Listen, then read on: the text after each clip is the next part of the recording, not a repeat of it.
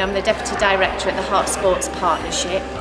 And today's event is about bringing together as many different agencies from across the county who are going to be working together to use sport to support the most vulnerable and disadvantaged young people across the county. James Mapstone from the Alliance of Sport for the Desistance of Crime.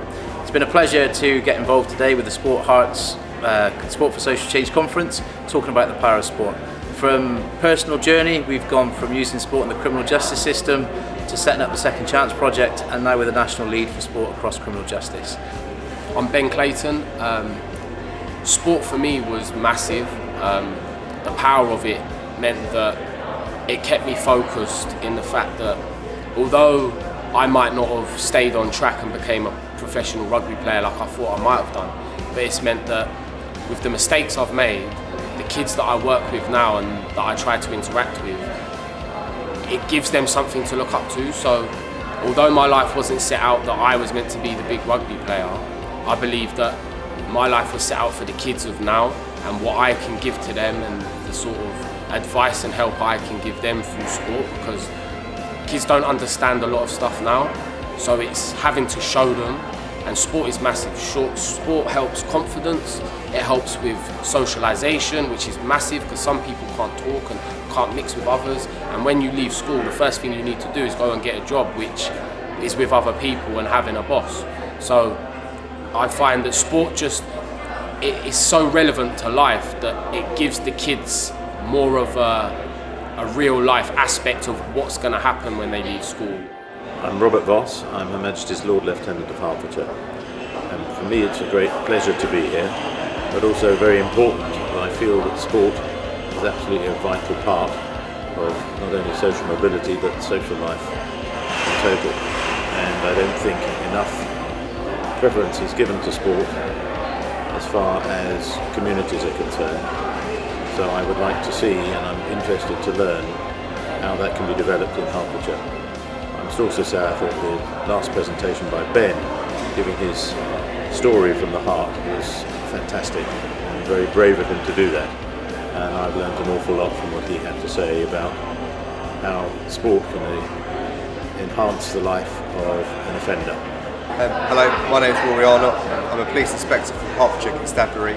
I'm currently going to be speaking at the Hertfordshire Sport for Social Change conference here today and really talk about how we as the police can use sport to engage with our community and build stronger relationships going forward. I feel it's a vital part of our role as the police to use sport to connect with our young people especially and partner agencies using common interests to build those lasting relationships.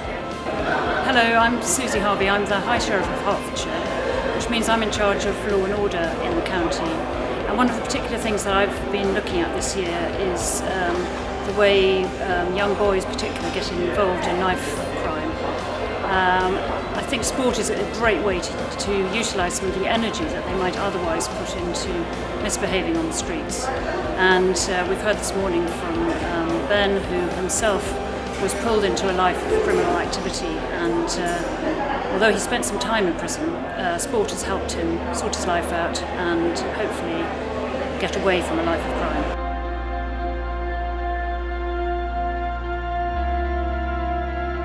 I am the project officer focusing on sport for social change for Heart Sports Partnership. My projects focus really on helping people and communities using sport as a vehicle to benefit them in their wider lives.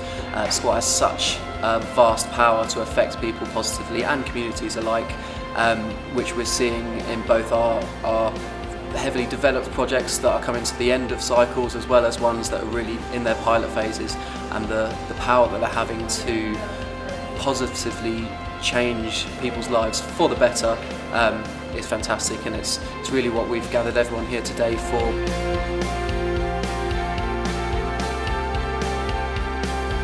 My name's Bob Williams. I'm a serving firefighter with the Hertfordshire Fire and Rescue Service and a watch commander at Bournemouth Fire Station. I'm CEO of Box Clever, the registered charity, as well as a professional boxing referee as well. With respect to the fantastic conference set up today by Heart Sports Partnership, we had some very, very interesting speakers, including a police inspector. We had the Lord Lieutenant, the Sheriff of Hertfordshire, Mark Bennett, who is a youth justice worker, and several young people that have been through that system. With respect to my charity Box Clever and boxing as a sport, it is very good in social inclusion in the fact that it takes young people from disadvantaged families that have very low confidence, very low self-esteem, and going into a boxing gym in a boxing environment can build your confidence, can give you fitness, healthy living, and actually turn your life around. Hi, I'm Jacob Whittingham. I'm the Head of Programmes for the Fight for Peace Academy in London, based in Newham. And we've attended the conference today to talk about how sport, and particularly boxing and martial arts, can impact young people's lives. And the way in which we use boxing and martial arts is by taking the discipline within that sport, the ethos, the fact that you get out of it what you put in, the fact that you have to be independent, the fact that in the ring there's no one else to blame but yourself. And we take those lessons and we try to get young people to carry those lessons within the education that they engage in, with employment, finding a job, and within their families and their personal lives.